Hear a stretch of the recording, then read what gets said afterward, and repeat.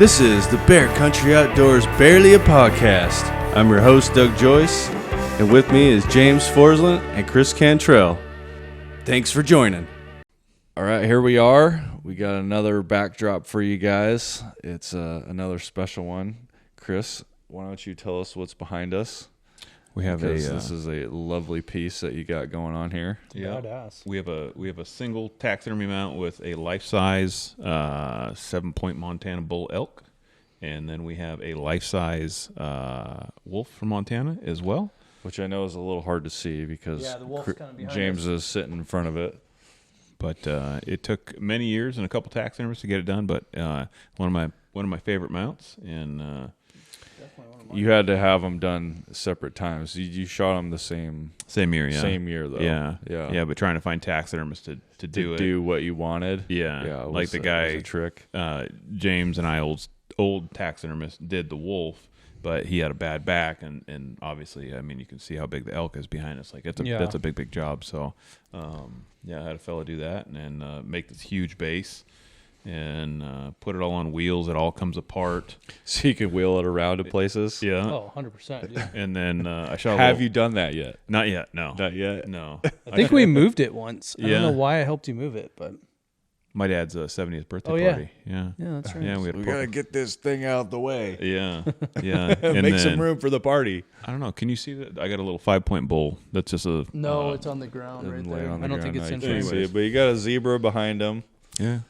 Got some Impala, red hartebeest. That's actually that makes book. That's I think it's like top 10 hartebeest in the world. Really? Yeah, man, it's a big one. Big old guy. Regular old Gims buck behind us, and zebra. We got a bunch of trad bows laying on the ground behind us. We were just shooting, getting some reps in, getting ready for season. Yeah, Nice. getting them reps in. Lost a few arrows. Lost a few arrows. We're not going to talk about that. We're having some fun. Sorry about that, Chris. Yeah. We'll just put it that way. So tonight we're going to talk a little bit about doing some wild game recipes and also how we do the cooking. Mm-hmm. And then also we were going to get into taxidermy, going basically from the field to what you see here behind us, and what that entails and what you should do to basically get your animal ready for that. Yeah. There's a lot that goes into it. Yeah, for sure. But first off, we're going to announce the giveaway. So, episode 9. Yep, this is for episode 9. For those of you that left comments, there was quite a few comments on this one, but we came up with a winner, and the winner of that episode for our giveaway, which I believe was a T-shirt and a instant coffee box set. Black Rifle Coffee. Black Rifle Always Coffee. Black Rifle Coffee. Always Black Rifle. Tyler Turner is the winner. So Tyler Turner, good job. Thanks for listening. It's awesome. Thanks, Tyler. We'll get the shipping information from you, and we'll send you some goodies. That's for sure. There was quite a few other comments on here. Well, there was a bunch about Doug and how fast can Doug throw a fastball, because I made a little joke at the end. Those of you that don't know. I was a little disappointed. You guys lowballed me. I mean, come on. Those of you that don't know, Doug used to play baseball and went on and was drafted by Kansas City out of high school and went to play college ball. Yeah. We had a big professional baseball career. I was a big deal until I went to college, and then it just went downhill. But Doug, so there was like, someone said 72, someone said 50. That was the fastest. I was like, come on, yeah, really? Someone said 58. What officially was like your best fastball? Officially. So the fastest that I was ever gunned at from actually pitching off a mound was 92. That is hot. For those of you at home, because everyone has, the televisions and the YouTubes, and you can see like, oh, people throw in the 90s. Like, I threw track, right? Shot disc and javelin, like with one of the best Olympians. I went to college for it, and I throw nowhere near that. And I thought I had a rocket. Doug's got a freaking cannon. Okay, 92 is so. I don't think I've ever met anyone who throws 92 miles. Probably an hour. only like the top percent of pitchers can even throw in the 90s. That's super. Yeah. That's freaking fast. So yeah, and that's just as I had no mechanics. That's just winging it as hard as I could off the mound, you know. The old cannon. The old cannon. Mm-hmm. What were you saying? You were telling us about. So when my arm was in the best shape, I used to be able to crow hop to the foul line, either third base or first base, and throw it basically across the field and out of this, like over the fence. Out of the stadium or Yeah, out of the so into the roughly crowd? anywhere from like 350 to 400 feet. I was chucking a ball. Yeah. crazy. I can't even hit a baseball that far, Doug. Right. But those are the good old days. But we're getting off track. So Yeah. Yep. anyhow, we're gonna move on to talking about some good old fashioned what we do for cooking some of the wild game that we get. Yeah. And I know Jim has got all kinds of recipes that he likes to do. Yeah. I've got a handful of ideas that I would like to try, including smoking a bear shoulder one of these days. A nice one, hopefully. Like a whole like bone in. Yeah, whole bone in. Which will happen here shortly. with a fat cap on it, you Yeah. know, to render through it and do it the same way I would do a pork shoulder. And I bet you it's going to be. Oh, dude. We're going to have one in 4 weeks. Dude. Guaranteed. We'll have to make a content piece on that when we do that. 100%. Yeah. Yeah. We've done, me and Chris lately, well, in the last couple You guys did years. some bear ribs not too long ago. Yeah, we right? did bear ribs. They were super good. And those actually turned out really good. Really good. Yeah. I've did been working those. on doing the smoking stuff, and I'm right there. Yeah. I'm doing some good work. I know James has had one of my pork shoulders. It was Pretty tasty. oh yeah. I think I got that one figured out. The ribs, I think the ribs, I got a good idea on how to do the ribs. I'd like to do some bear ribs. The ribs turned out really good. I bet. I've not had bad bear ribs yet. Oh, I mean, I think because there's so much meat on them, but then there's fat too. The fat. the fat is what's important. and I for it. think probably because we've been eating like Washington bears, like we're not shooting Yeah. bears off of streams. Yeah, like we're and shooting when high we mountain say bears. that is we mean that they're eating lots of berries. Tons of berries. Tons and tons of berries. They're not eating a whole lot of fish. I mean, yeah, they might eat, you know, a fawn here and there Oh yeah, in the springtime. here or and there or all the time. Or all the time. Yeah. Yeah. Yeah. when they can have it. I just saw it. Speaking of bears eating fawns, I just saw the most disturbing video. Oh, the bear eating the baby bear. That Well, one? that one was pretty disturbing. Holy Did you shit, that see the one. one of the bear at the zoo eating the little duckling? Oh yeah, Woodland yeah. Park Zoo, At Yeah. Woodland Park Zoo, yeah. and all the kids are screaming like no. they're like, "Don't do it, don't do it." like I'm a like, little- "Yeah, the Kodiak brown bear is gonna be like, It was like a okay." little snack to it. Yeah, it was like eating like a kid eating a goldfish cracker. Yeah, it was gone. One gulp. But no, that's not the video either. It was a video of a black bear that had killed him. It looked like a mule deer, and it had ripped its guts open and pulled the unborn calf or fawn out of its stomach, and then just like walked off with it, like, "Oh, I got something here," and just like walked off. It was like so disturbing. I didn't Like, see that oh one. I gosh, don't wanna dude. see that one. That's- So for those Sorry. of you that, Sorry, folks, if you don't have a very good stomach. yeah, well, we're here to tell the truth. Things happen, you know. The like, Nature is brutal. Nate, when you go to on Instagram, Nature's Metal. Like if you look at that page, Oh man. oh sweet Jesus! Like, but it's true. Like it's like they don't give a shit. Like they're just eating. They don't. Well, you know. and so many people that don't really understand how that works just think that these animals like coexist and they're all just like getting along, and it's like like Bambi, a Disney movie. like the deers go up to Thumper and just, "Hey buddy, how's it going?" And the Right. bears are like, "Hey, how's it going, deer?" No, Right. no, that's not the way it works. The video of the deer. Have you seen the video of the deer eating the baby birds? Oh yeah, dude. deer? Oh Yeah. yeah. Like Oh, eating man. these baby birds right out of the nest, just chewing them up. I'm like, yeah. there you go, You PETA. know, All right, well, let's get back onto the wild Yeah. game So cooking. that was a quick tangent. yeah, that was a we quick took one. there. So we're cooking. We cooked a bunch of meat the other night, and I had like mule deer, black-tailed deer. We had Red stag. red stag, black bear. Mm-hmm. We had black bear ribs and black bear back straps, and we had some steaks. And what I noticed, like, so when you cook different meats, I feel like there's like different preparations and like maybe some different spices I'd use or I mean, some game you can kind of do similar. yeah, like same, right? Yeah.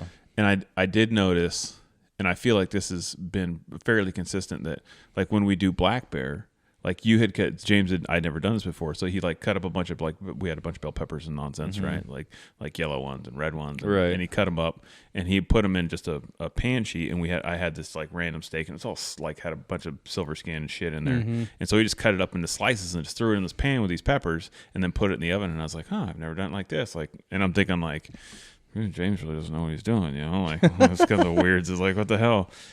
And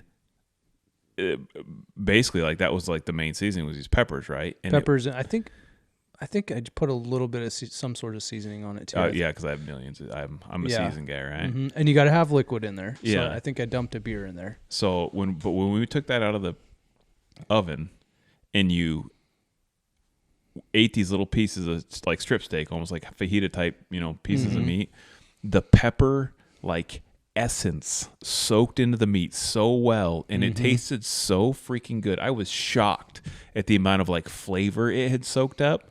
Like, and it's not like an overpowering, like, oh my God, this is all barbecue sauce, Yeah. Like, it was incredibly good. And I think like across the board, I've told people this before, it's like, oh, bear makes the best processed meat, because you can, even if you get a shitty bear, like you can put in, jalapenos and whatever type of seasoning, it just soaks it up really well. Right. And like it soaked up that pepper so well, and oh man, it was just making my mouth water. I know. It was so good. Yeah. Well, and what kind of piece of meat was this? It was just like a random steak, like a bear steak. Yeah, it had a bunch of tendon in it. Like, I started to cut it up for a steak, and I was like, there's just so much like different tendons and different stuff in here. I'm like, this is gonna be tough, So I was like, what can we do? And this is something. It's a pro tip here.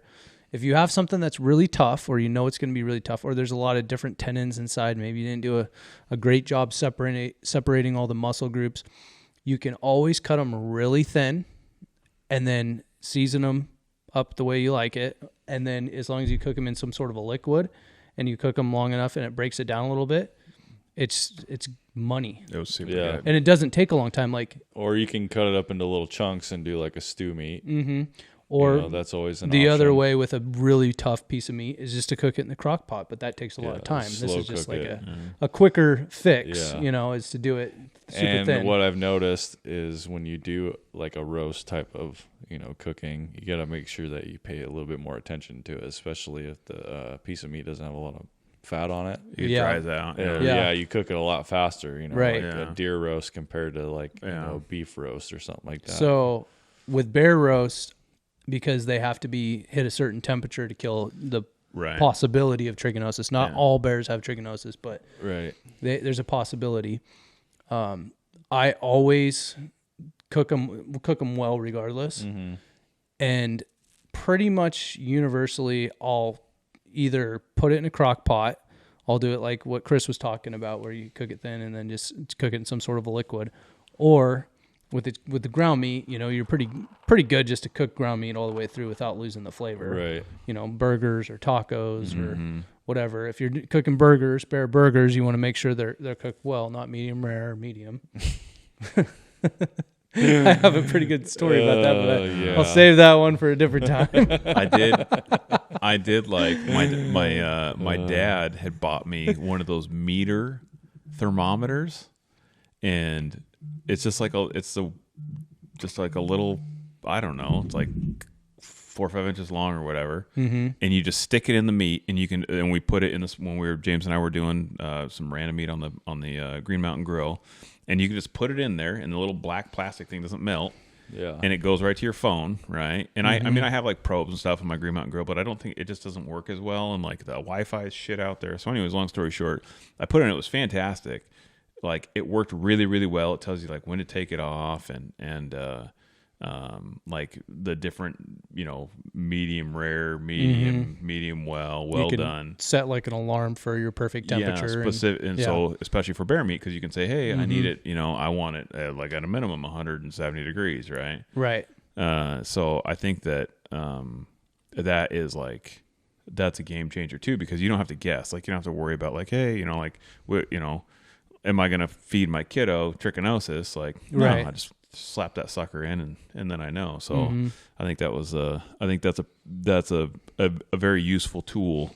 Plus, if you, especially like we were talking about, like a deer roast, there's no fat in it. If you overcook it, it tastes like shit. Right? Yeah. Like Never overcook venison. No, never like any. I know there's a lot of people out there that like their meat done well. Oh God, I just I'm- a bit. I feel sorry for you. So that's my wife. My dad wife used does to do that all the like, just as of Dawn does do that. I love her to death, but that's her only flaw. Yeah. Well, my dad and my brother both are like that. Like, they want, when I cook steaks, they're like, make sure it's cooked all the way through. I'm like, oh gosh. Like I'm almost, before, I've even told them before, like my dad's like, cook it through for me. I'm like, Right. okay. And then I don't. And I just hand it to him. And he's like, it's a little pink. I'm like, are you going to eat it? And he's like, oh. And then he started eating it like that. Right. And now after, cause he didn't eat steak a lot by himself, but like whenever we get together, we usually eat some sort of wild game, cause that's all we eat at my house. Right. And now he requests it after years of me forcing that on him, like without his, So you're telling me there's hope. There is hope for There's those hope. people. Yeah. You just got to break them in little by little, and when I was younger, I didn't know any better. My dad would always cook meat all the way through. Yeah. And I didn't know any better. And then when I got to a certain age, like I think maybe like hanging out with someone else or their family, and all of a sudden they're like, "Oh, try this," and I'm like, "Oh, I don't know, it's a little bloody." And then I took it and bit it, and it was like, "Oh!" It was like a completely different experience. Yeah. And then after that, I never went back with venison, especially venison, dude. Right. I think medium, I think that's rare. a pro tip right there. Some people just don't know any better, James. Yeah, they don't. And You're gonna get different strokes for different folks. With the venison. Yeah. if I you think like in it life, cooked in life, well, Doug. if you like venison cooked well, you will like it more medium rare if you can get over the psychological part of it. Yeah, yeah. Just because you get more flavor, it's more moist, everything's better about it. More tender. More tender, exactly. Yeah. So I've done a reverse smoke or a reverse sear on the venison. I like that Yeah, too. you smoke it Yeah. to an internal temp of 110, and you put whatever seasoning you want on it, and then you let it rest for like 10 minutes, and then you get a hot skillet or cast iron really hot, and then you sear the outside of it, and then it'll get to about 120, 125, pull it off, let it rest again, and the juices, it's unbelievable how the juices get locked in when you do that. yeah, And then you get that smoke flavor on top of it. Yeah. yeah. I It's usually really good. cook most of my venison and pretty much anything nowadays in bare fat. I don't use butter most of the time anymore. I sear steaks and burgers and pretty much cook everything with bare fat nowadays. I like clean. I like a little crust on the outside of mine too, right? I like a pink on the interior, Right. Nice, soft and squishy. But I like almost not quite like a burn, but like basically like burnt on the outside, like hot as shit. Like you're saying, like when you season it all up, Right. put it in the pan, throw some bear fat in there, and just burn the shit out of it real quick. Yeah. I like that. Get a nice crust on it. Yeah, Yeah. yeah. Well, and you get that with oil versus just throwing it in dry in a pan. You're going to get a really weird crust. Right. You want a crust, but to be a little bit oily. Yeah. Yeah. Fat's good. It's good for you. I agree. I eat fat all the time. Look, if you're watching this on YouTube, you can see that I'm just like the pinnacle of fitness. Yes, you are. Oh man. Yeah, but Oh, Chris, this guy, he's got the jokes. he's got the jokes. Speaking of making stuff, I found that I really like, and I should have Googled this term pre-podcast, but I didn't. So like, not like when you flay it out, but like, so we had a big hunk of backstrap, right? And so when you cut it, so basically you can like roll the meat out into like a big flat sheet, right? Yeah. So you're not cutting it in the middle, right? You're cut however You, thick like, you want it. slowly peel it open. Yeah, slowly peel it open. So like if I'm laying it there, I'm cutting it like probably like half to three, probably like half inch, 5/8. Let's say 5/8. 5/8 is a good Yeah. medium. 5/8, and then you kind of roll it over and just keep cutting it 5/8 and open it all the way up. So this round would be like 18 inches long or whatever, and then take in like some like some like whatever kind of cheese you like, you know. Like I like that white guy heroin. I like some of that goat cheese. Some of that, you know, some seasoning in there. What did we put in those ones? You put in like it was a cheddar yeah. mix. Yeah. Of some sort. It was like a jalapeno cheddar or like a spicy cheddar. That was pretty good. That was good. And then we did another one with some sort of a white cheese. I think it might have been a sharp cheddar. Yeah. Yeah. It was like an aged like. Yeah. Like the Beechers or something like that. Yeah, that was super good. Yeah. Dude, that turned out amazing. So stuffing steaks or backstraps or roasts is a really cool way to mix it up. I think part of the reason is because typically the game meat is so lean, you know, so you're adding in some fat back into it, you know, so it's almost like eating a ribeye, right? Yeah. So you add that cheese in there, so you're getting some flavor, but you're getting some fat. Stuffing meat. So you season it, right? I got it laid out. Imagine this, Chris. How you got doing meat this on an out? empty stomach? We season the meat up, right? We lay out a bunch of cheese and you roll it up nice and tight, and then you get like some like butcher's twine, and then you tie it up. And we go out and put it on the smoker, right? And you cook it to medium rare, and then bring it in. And then when you cut it up, and it's like just juicy and meaty, and it was so good. Holy shit, it's good. Oh, here's another pro tip. Speaking of like hitting temperature and stuff, let's hear it.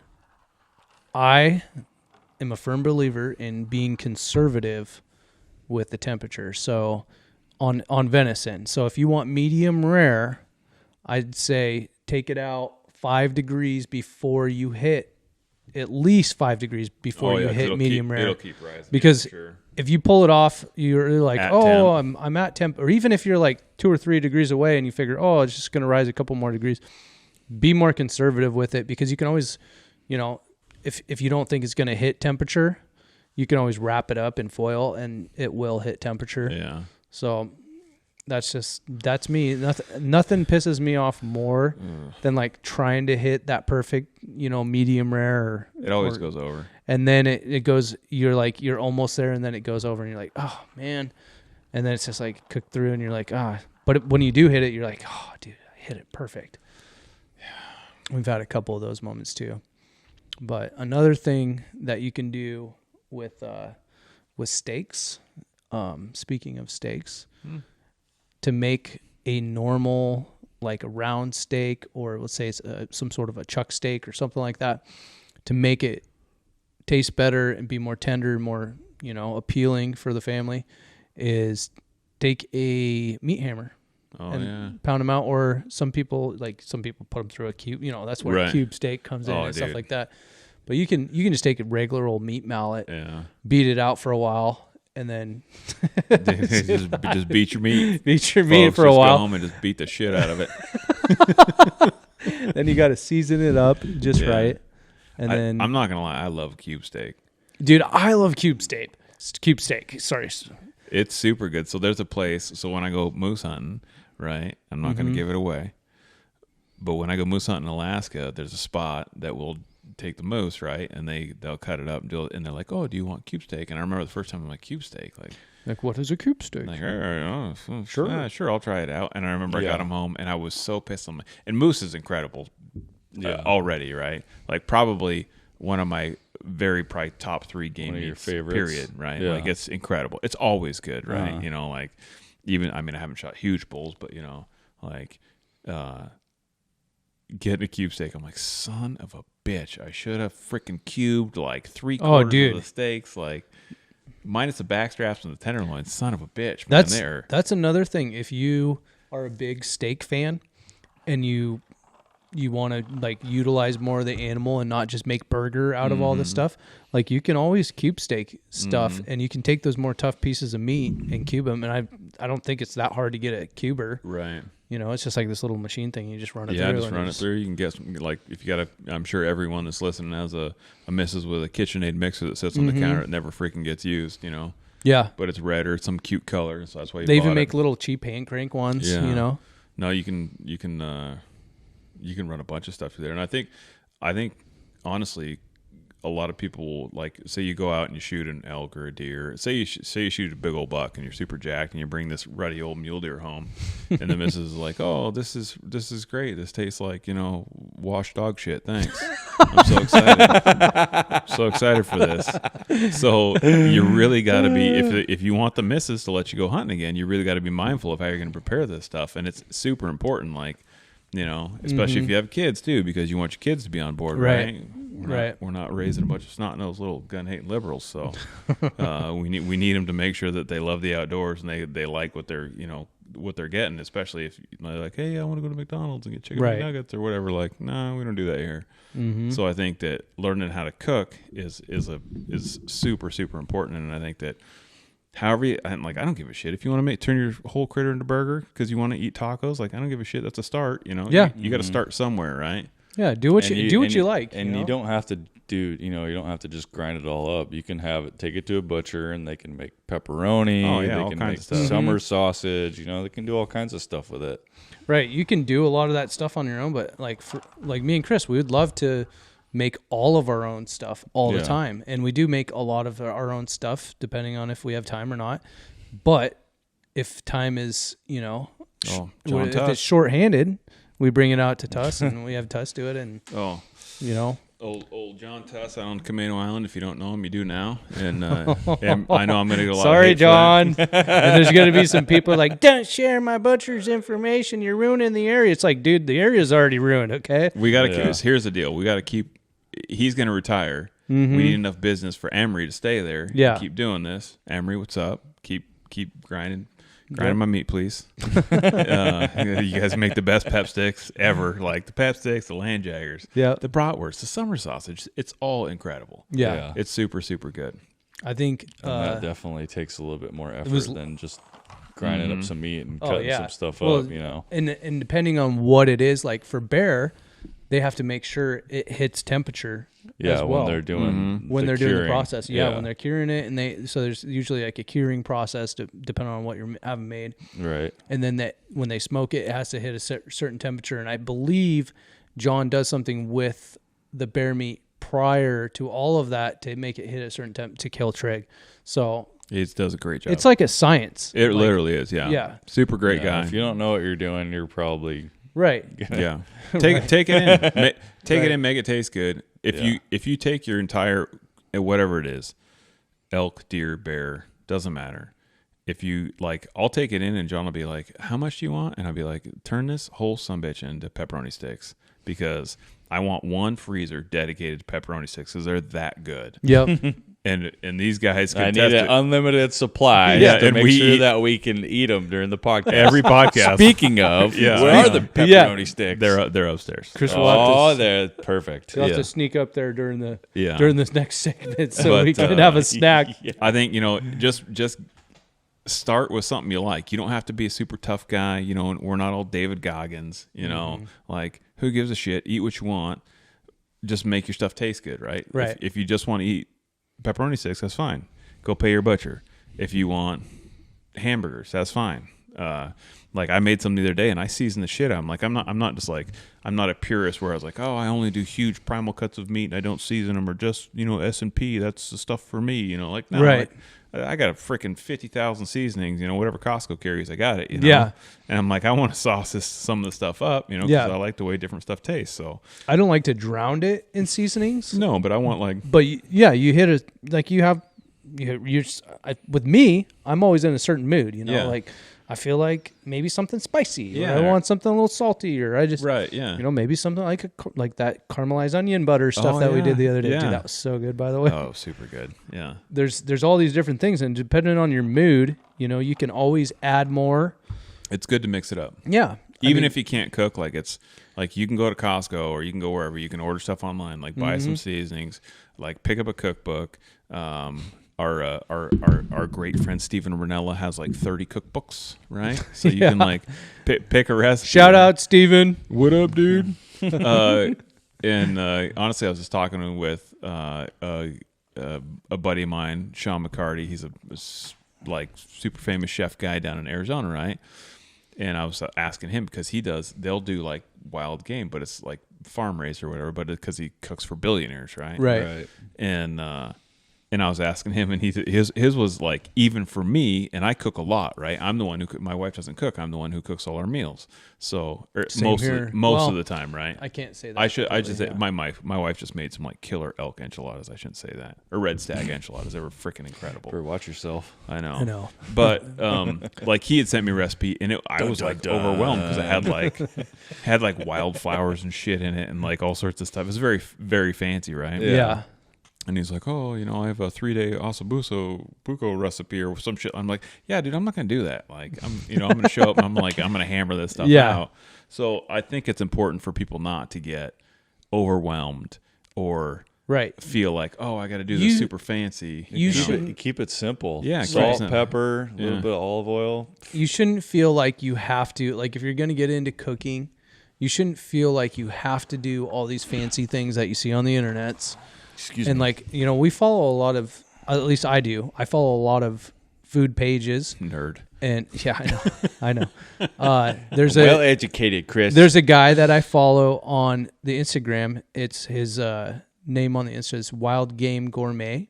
Oh yeah. He's got a lot of followers and for good reason. I mean, he does wild game cooking and it's like top notch, 5-star restaurant quality, top notch looking stuff. And for the normal guy getting into cooking, like you're going to see that and be like, oh man, there's no way I could do that. Don't start with that. Like obviously you got to start somewhere. Start with some good old comfort food, like some meat and potatoes. And some steamed broccoli or something. Anyone can make tacos. Yeah, ground meat tacos. We do that all the time. Some of the simple food is some of the best food. Right. Sometimes it just hits that spot. Yeah, I'll eat the shit out of some comfort food, man. Yeah, comfort food is where it's at. Yeah. Sometimes that's all you need. Like you just need some good comfort food. Yeah. We do like different casseroles. Tiffany does a couple different casseroles. I'm not a big casserole maker myself. I'll make meatloaf and meatballs and different stuff like that. But yeah. And thinking about that, it's like on these hunting trips that we've been on, like that's pretty much all we've been eating. Mm-hmm. And it's not like we're eating a whole bunch of sides. I mean, we're just making a whole bunch of meat. Yeah, I know. Because we're always so burned out. Yeah, we're just burned out. We're just like, we need something. Yeah. Cook those steaks. Yeah. Oh, yeah. What about a side? More steaks. More steaks. I'm going to have steak with steaks. Yeah.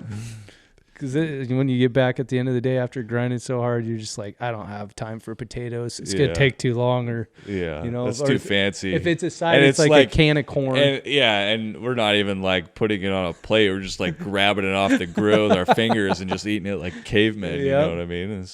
I burned 10,000 calories. Oh, I was just going to eat this just like this right off the grill. My fingers are on fire. I think I heard a fellow on the internet call it turf and turf. Turf and turf. Turf and turf. I like that. We do a lot of turf and turf. Big time.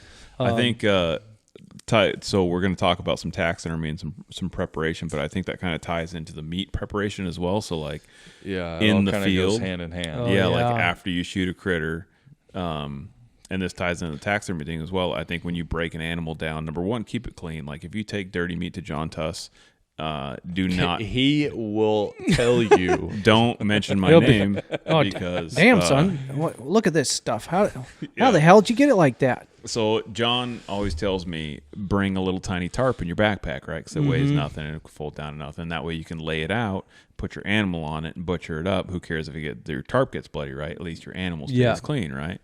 And I think that goes a long ways because people, it's a huge part. The biggest complaints guys say when they bring their meat to the butcher is like, oh, I brought in this huge deer and I got 3 packages of meat back. I'm like, well, it's because you rolled all your shit in grass and dirt and they got to cut that off and they're not going to take the time. Mm-hmm. Yeah, like they got 150 deer to do, so you got to imagine they're not going to wash it. They're going to cut all that crap off, right? Yep. So be mindful of that.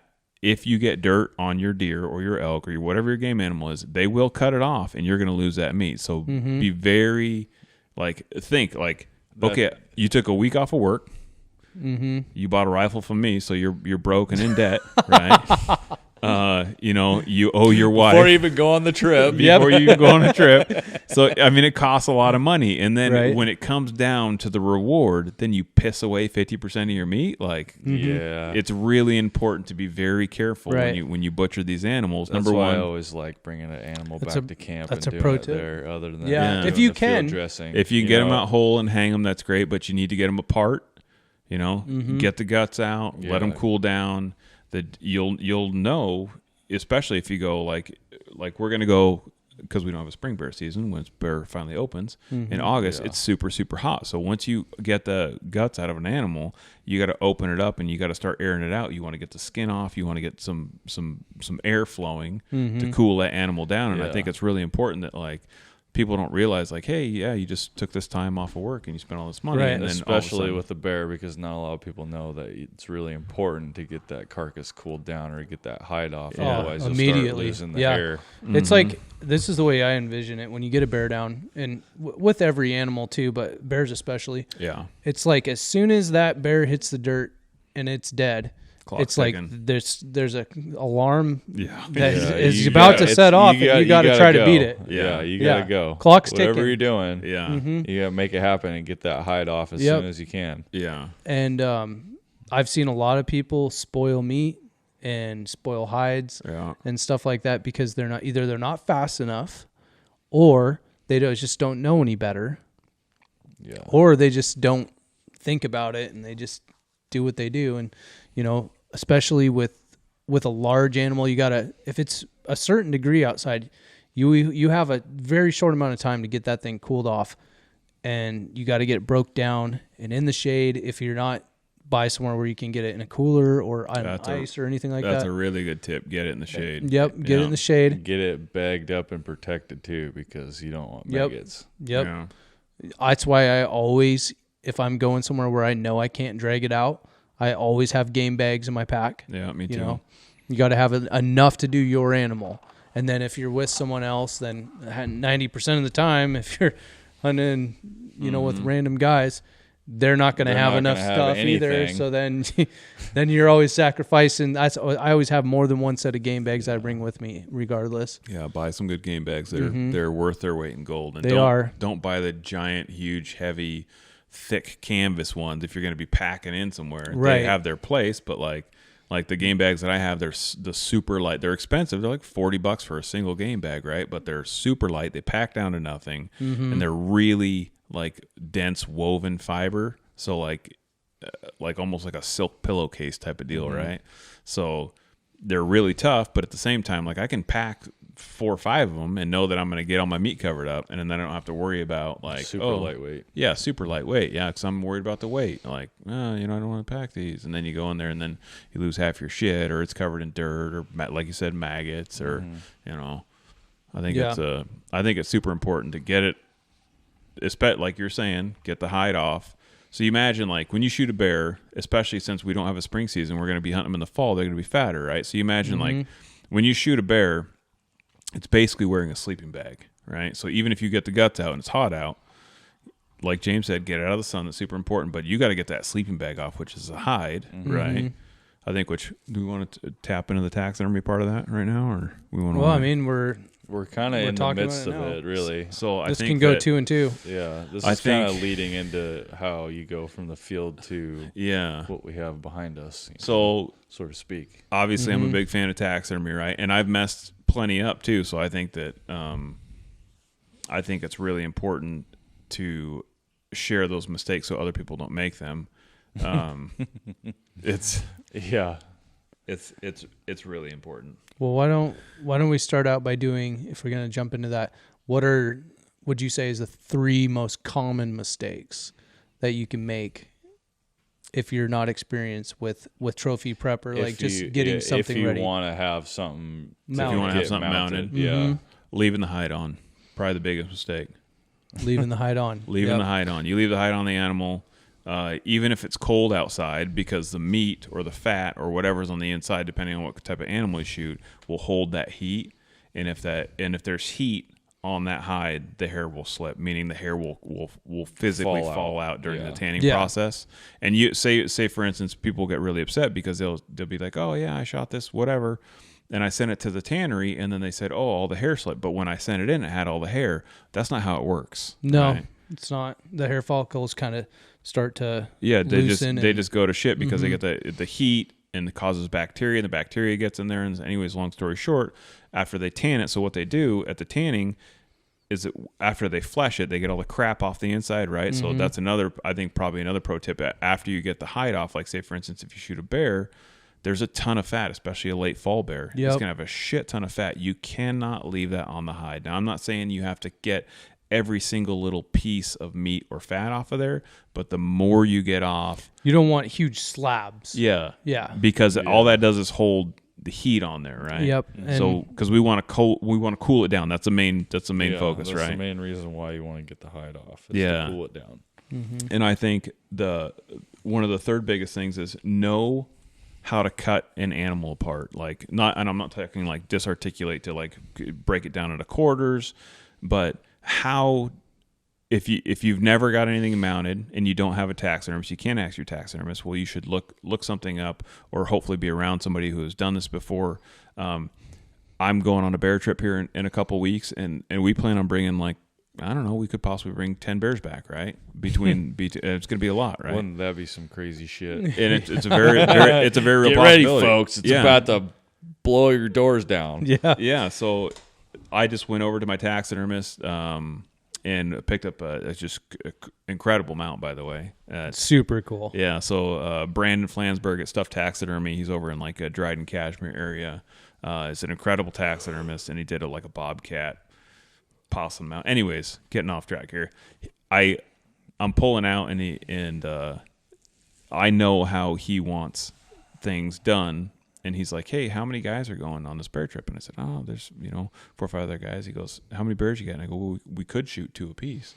And he's like, holy shit. And I'm like, yeah, and I'm going to bring everyone back here, right? Yeah. So he goes, this is exactly how I want them cut, right? So a lot of guys, when you look like a typical bear, like if you're watching on YouTube, like imagine I'm laying on my back and you cut them down the middle here and then out underneath the armpit in the hairline, right? If you're ever cutting an animal for a mount, don't ever cut in the thin spots, like the armpits, wherever there's light hair, basically. Like you want the thickest of hair.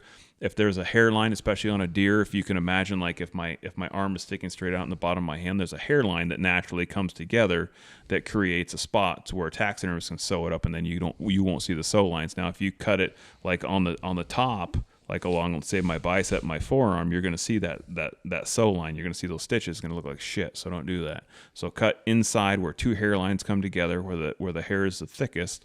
And he specifically said, like, hey, I really like a dorsal cut down the back, right? So basically from the neck down to the tail, you don't cut through the top of the tail, but around the tail, and then not even cutting all the way down the legs if you can help it. Basically like up the calf and then up the forearm, and then leaving like the bicep and the quad area intact, like tubed basically, right? And that's how he prefers it. And every taxidermist, I'm sure if any taxidermist is listening right now, they're going to be like, that's bullshit. I don't like that, A lot of guys are different, but... Yeah, they're going to be different. Taxidermist is going to prefer what they want. Yeah. It also depends on the mount, though. So if you want a rug, you're not going to do that. Right, if you want a rug, but... Yeah. You're going to just zip them up the top. But life size. If you're watching this show and you've ever seen my downstairs, we got the king of life size over here, ladies and gentlemen. Go hard or go home, folks. It's like if I'm shooting something, it's getting life sized. Yeah, my dad didn't raise a quitter. All right. Yeah, I'm looking at a bunch of monkeys right there, and that's a monkey holding an egg, and I can see its pee-pee. Next to a life-size warthog, and next to a life-size impala. Oh man, you can't see in the camera. Yeah, but that's so. We're gonna life size them, or at least I'm gonna talk them into them, because I'm the preacher of taxidermy. Like right. I'm out. So that guy is gonna have his work cut out for him. Is what you're have saying. A lot of work to do. Yes, but you're giving him about a year's worth of business in one go. He does incredible work, man.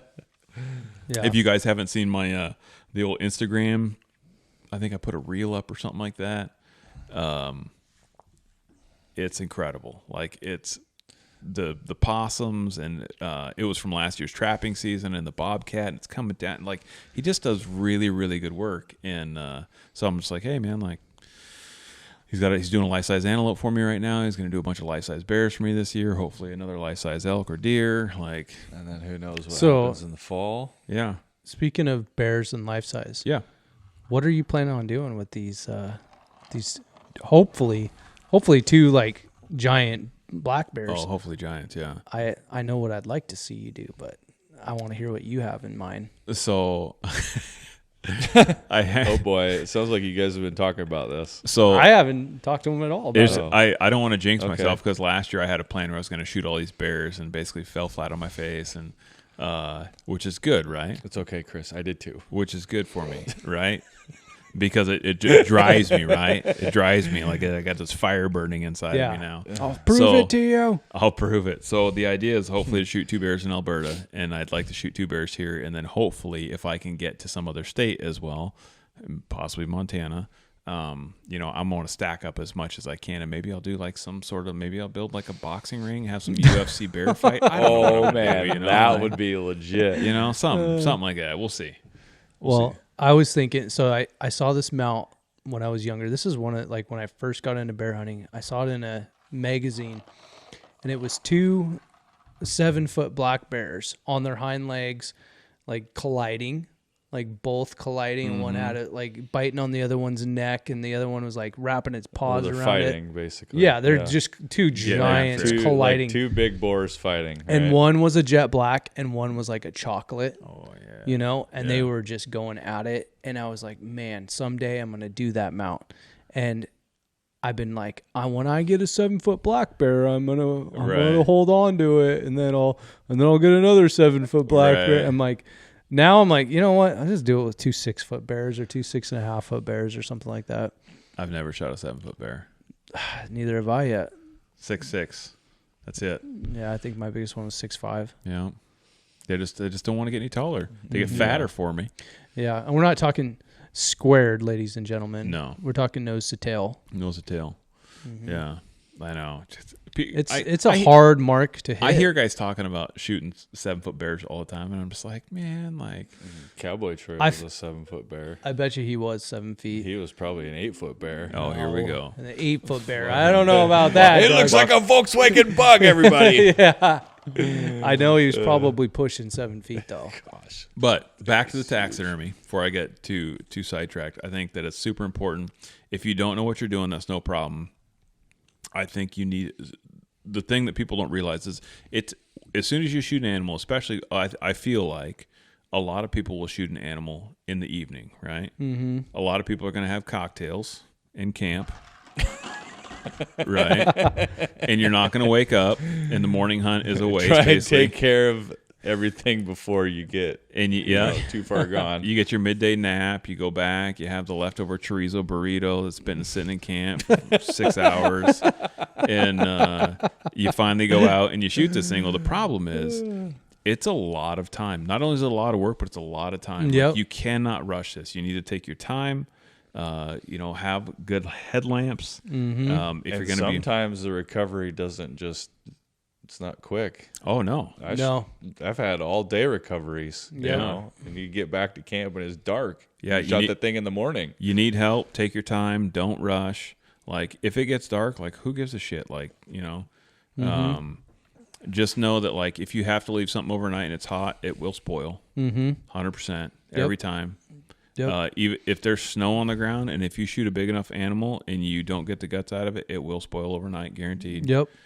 Even if you get the guts out of it, like, sometimes it, like, I've heard of There's guys, be parts of the meat that can, Yeah. you might have some loss. and you'll know, like, especially on like a black bear, like a big rump, and you got a bunch of fat, and when you get into those hip joints and you get that ball joint out of there, and if you notice any sort of like gray or blue discoloration, like, that's the bacteria, you're screwed. Like, that's it, right? So getting the animal apart, getting the heat out is really important. But then once you do get it out, like, just take your time. Like, you're not in a rush. Who gives a shit if you only get a couple hours of sleep and you got to wake up in the morning anyways because you already shot your critter, right? Like, Yeah. just Yeah, take, you could sleep in the next day. I Yeah. think you Yep. earned that. yeah, You just got to push through and work hard and get that thing taken care of. Take your time. Hopefully you have help. If you don't, it's no big deal. Like, you'll sleep enough when you're dead. Like, take your time, try and get most of that, the meat and the fat off the hide. If you make a couple cuts in the hide, it's not a big deal. Like, you have a good taxidermist, they'll fix that. Yeah. You Yep. know, like A little slice in the hide. Is not A gonna lot of do- taxidermists have seen some hacked up jobs, so it won't be the first time. yeah. Yeah. There's You a know, reason if it why. means a lot to you, they'll do their best to try and give you something. When I was younger, skinning animals, like I remember just hacking holes all over and stuff. And now I'm very particular about it. Yeah, you know? but we also had the shittiest knives. Oh, too, dude. that Everything that we had was bottom of the barrel. bottom of the barrel. Yeah. Hack job. Yeah. Just galore. Yep. Having a good knife helps for Yep. sure. Having a sharp knife. Having a Montana knife. Yeah. So like, Company. like when I do not particularly bears, but like deer and elk, right? So like this elk behind me. So I cape my elk out. So what that means is I'm gonna dorsal cut up behind the antlers, and I'm gonna come in back behind both of the antlers, and then to get that hide, I do not cut around the pedicle, right? The top of the pedicle is basically where the antler starts or stops and the hair starts right there. So do not cut around there. So if you have a really good knife, like a Montana Knife Company knife, so what I do is once I cut in between there and you cut that Y into both antlers and you get underneath as much as you can. But what you'll do is if you don't have if you don't use your super nice Montana Knife Company knife, if you can avoid it, like if you have a screwdriver or something, but basically I will cut underneath on the skull up the base of that pedicle, and then you pry it off around, and it'll pry off. You're not going to tear it. Like, it's super thick. It's really tough. The animal's 1,000 times tougher than your knife is, right? So just like you can gently pry that off all the way around, and then it'll pull that off. And like I said, do not cut up and around it, because then it's going to look like shit. It makes extra work for your taxidermist, and it's just a much cleaner job, and it takes everything off the way it should be, versus like if you try and cut it off, you're going to leave hide and hair, and it's going to look like shit. So pro tip. Well, and if you... So you cut up to the back of the antler. Right. And then you pry the all the way around it. Right. Yeah. Instead of trying to cut it away. Right. And... Because, if you're not... No one's perfect. You're not some medical surgeon out there that's got, under a microscope. If you don't have the experience and you're not comfortable with it, too... You probably should just leave the skull in it. If you, and just get the unless hide you're off in of a it do all or the way die up the neck. situation, like in the back country where you have to get the cape off for some reason, right? I believe that you should probably not do that, and then just put it frozen whole. With it's just the head and the cape attached to it. Yeah, in the freezer, get all the way up to the most back of the time. That's what I do if I and can anymore. Cut the neck and everything, because your taxidermist can't yell at you if he's the one who caped it for you. Right. Like when we were in Texas, we had to cape it because we can just leave this whole thing attached and just have this big mess. Well, that's because you had Chris with you. Yeah, well, no, I've done plenty of them. I've had a lot of practice. I'm not gonna lie. I just did my my whitetail from this year because I'm going to take that cape on an older set of antlers that I have and mount a buck that I'd shot years ago when I was a poor. and then I'm gonna just Euro out the buck that I shot. So it would be kind of cool. It'd be like I Euro out the buck that I shot and have him out, and then I'll use its cape, the cape and everything. Yeah, on a past one. Yeah, so it'd be kind of cool. I think that ties into another pro tip. If you're the only reason you would do that, like James was saying, if you're going to pack it out, right? Don't ever cape it out if you're just going to leave the antlers on the skull, right? You do it to save weight, so you're going to skull cap it. So if you really want to piss your taxidermist off, do a shitty job caping it out, and then cut it behind the eyeballs, because he or she will murder you. Do not do that, because they need those for measurements, right? So imagine, like, if you're watching on YouTube, thank you very much. These are all predators that we have, all predator skulls here, so they're not super great. But like, if you could imagine this was the orbital right here of a deer, I would cut forward of center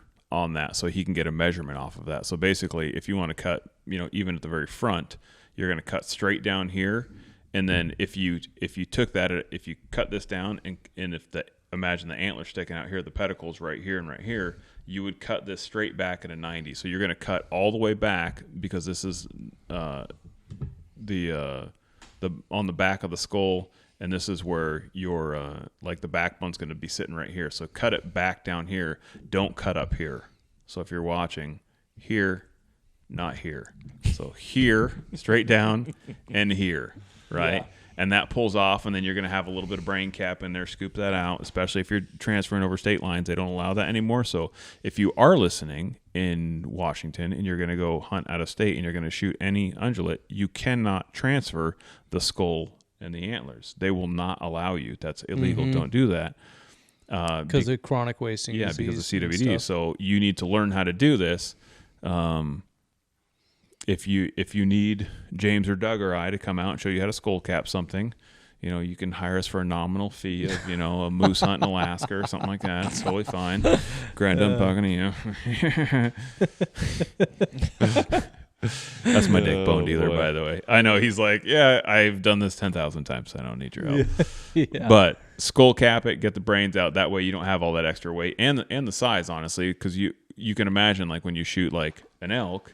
And you got to pack this shit out however far, even if you're only a couple hundred yards from the truck, it's still a lot to pack out. Right. Especially if you're way deep. Oh, if you're way deep. Lose as much of the weight as you can. Yeah. Like, you got to think that's another 3 or 4 pounds probably of skull, especially on an elk. It's probably way more than that. Yeah.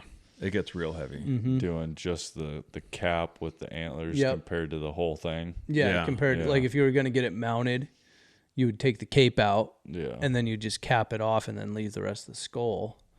The weight savings is big, and that kind of ties back into like doing good prep for your taxidermist, so your hair. Because realistically, they don't really need the skull. No, not if they're doing. No, they just need the skull cap. They just need the cap with the antlers. Yeah. I mean, if you want to do a Euro mount, like you can do that. That's fine. Yeah. But if you're doing like a half body or full body where you have the cape on it and everything, and if you're doing a Euro mount on an ungulate, vast majority of the time that they don't take the bottom jaw, so you can cut that off too. Like obviously, if you're doing a like a predator skull, that always has a bottom jaw because it's cool looking. But and when you say measurements, they want to make the face kind of look proportional to what you're bringing. They got to get the right size. Yeah, there's a measurement off the orbital socket, so they need that. So if you cut it behind that, otherwise it's just gonna look weird. Yeah, you're gonna get a dog mounted deer. Could be kind of scrunched up, or either it's gonna be too big, or the head's too long, or it's too big. It's gotta all look proportional. Yeah, otherwise it's not worth it. Mm-hmm. And if you when in doubt, just like. Just Cam Hanes it and throw it over your shoulder and bring the whole thing in and just get it life size the next day. It's that easy, folks. Just bring the whole thing to the taxidermist and just let them have at it. Oh my god! Don't be. I'm sure taxidermists love that when people pull up with the whole thing. I've heard stories like Blaine would tell me about some guy pulled up and he didn't gut it or anything. He just brought it here a whole and just here's this whole animal. So I had to show him how to gut it and skin it and all that stuff. Gosh, dude. Can you imagine? That huge buck, remember the tripod buck? Oh, yeah. Out of the burn over there, and it was somewhere over by 30 Mile or something over by Mazama, Winthrop area. Massive buck. Giantest buck killed in decades in Washington State. The guy was clueless. And if you're listening, dude, I hope you got better. But shame on you, bro. He took it out whole. Oh, yeah. Threw it in the back of his rig and then drove. I don't even think he took the guts out of it. No, he didn't. And then he just drove it to John. Yeah. To the butcher. Yeah. And he's just like, what the hell you got going on here? Look at this thing. What not to do. Yeah. I mean, and you got to think, that's in October, dude. There had to have been if you got it mounted, good luck on that hide, dude. Yeah. It was on there for 2 days or something like that. If you don't take your hide off for 2 days, the hair will slip. I guarantee. Yeah, and that was a 200 and something, 220, 230 inch plus deer. It's don't do that, people. Please don't do that. Oh man. Yeah. Yeah. You got a Euro mount. That's pretty much all you got. You should. I think.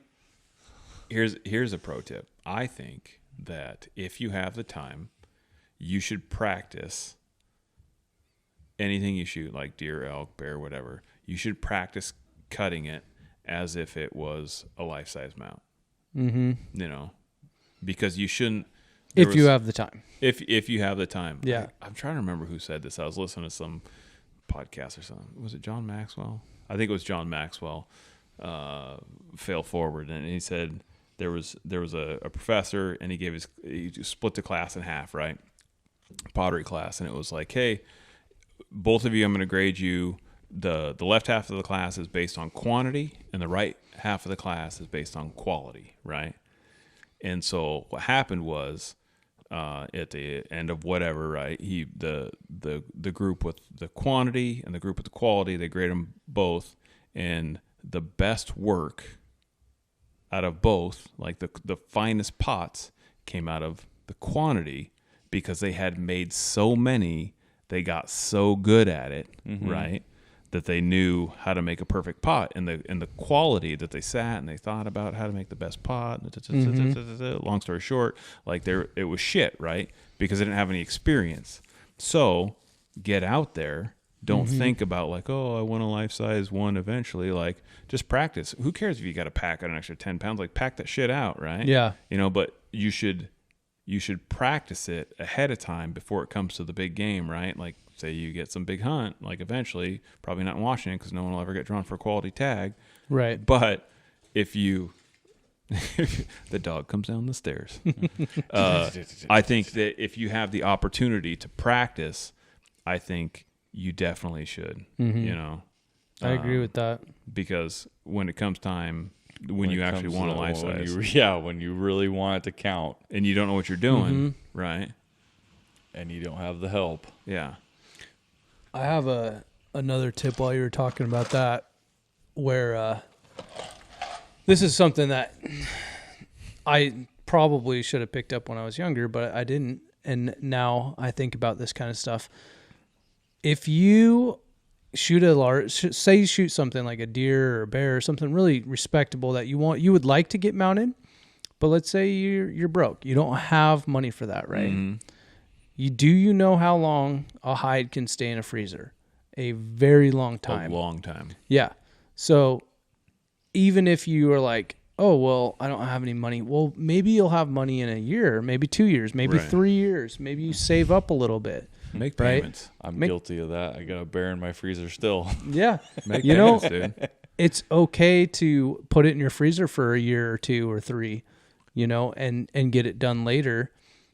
And if I would have known that when I was younger, I would have probably saved a lot more capes and different stuff and got stuff mounted later on in life. You probably would have had to have a couple more freezers, huh? Yeah. Well, yeah. Chest freezers at Costco are cheap. Man. Yeah, dude. Everyone's got a chest freezer. $150.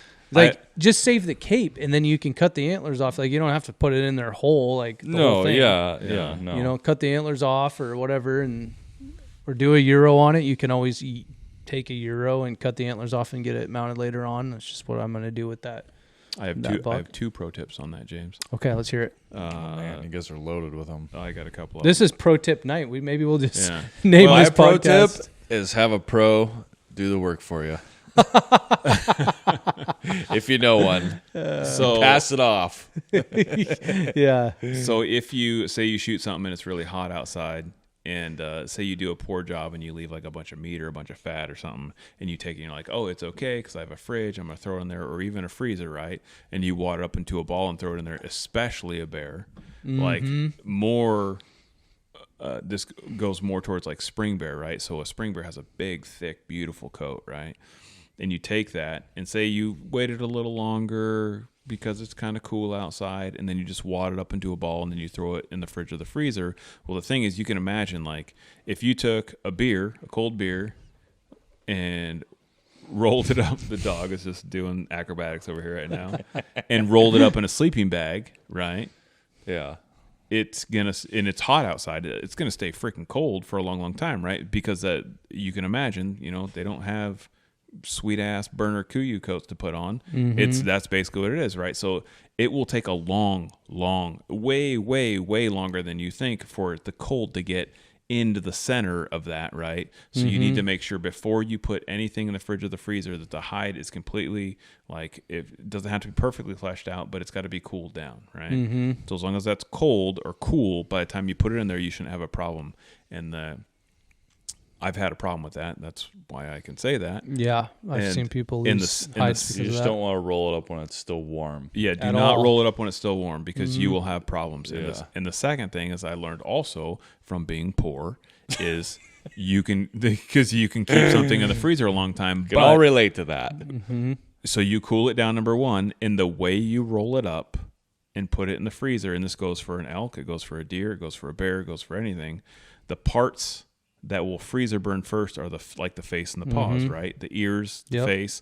So what you want to do is you want to roll that into the middle of your hide. If it's just a shoulder mount, if it's a life size or whatever, roll the ears and the face in first, so that's in the middle, and the rest of the part will go around it. And because those little tidbits, think of it like your fingers, those get frostbit, those are the things that fall off first, right? So roll that shit into the middle, then put it in the freezer. Make sure to put it in a bag or 2 or 3, right? So it's airtight too, because if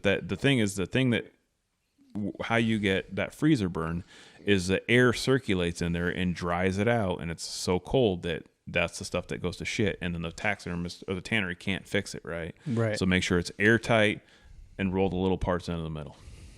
Yep. Pro tip. So you take, like if you were doing a bear and you had 4 paws, Yep. you'd have back paws in, In, front paws in, fold, roll all the way up, and then try to tuck the nose. Because bear's ears are pretty fluffy and stuff, like there's not much you can do. I would probably fold the head in, and I'd fold the tail, and then I'd roll everything up. Yeah. Just so like the back hair is just, Just back hair. Just Roll back the hair. head into the inside first. Yep. Yeah, for sure. Yeah. It's a pro tip. Well, I That's a guess pro my tip. bear and my freezer screwed. No, it'll be all right. It'd be great. Yours is the Make a great pillow out of this exception one.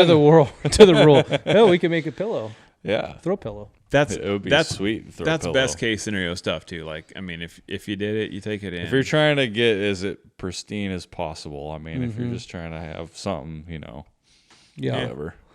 I've had some shitty mouths, dude. Like, look around. Probably got some gel. Look around. Yeah. Take your pick. Yeah. A lot of stuff going on. Yeah, we gotta let. Well, we've been yeah. going for a minute. All there, right, Doug. so let's giveaway take this into the giveaway. Okay. And Oh, Chris yeah. had a little surprise on how we were going to do the whole giveaway for tonight. So go ahead, take it away. in front of the pile of skulls. So this is like It's been sitting there the whole time. Yep. This is why you guys. Thank you for everyone who listens, but you should like and subscribe and smash the buttons or whatever you're supposed to do on the YouTubes. James is picking up a lovely, beautiful annealed cartridge. Custom made Cantrell Outdoors. Yeah. Special. Those are mile long freaking shooting sons of guns right there. So if you can tell me what cartridge that is, and for bonus points, what type of brass, what bullet, hell, throw out a primer. I don't give a shit. But anyways, I mean, even if you guess the caliber, that's close enough. So that's what we're going for. So if you can tell us what that is, you're going to win a dandy prize. And you say, well, Chris, what is that prize? What is And that I'd say, dandy prize there, Chris? funny story. It's a mystery prize. Mystery prize. It could be shit. It could. What? But it could be really good, right? What's in the box?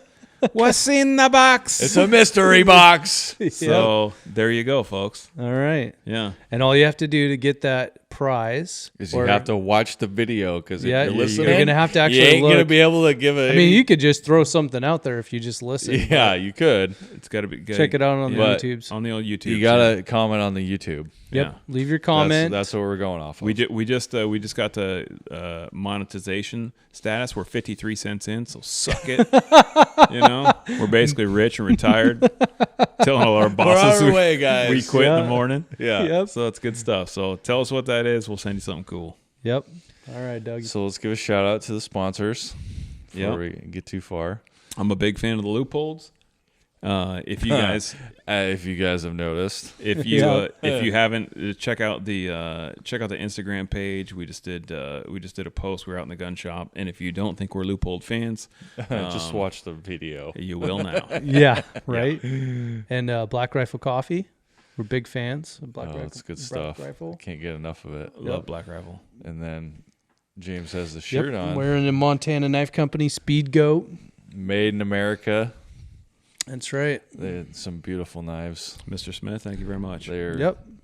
They do some good work. Yeah, good people. And with that note, stay humble and hunt hard, guys.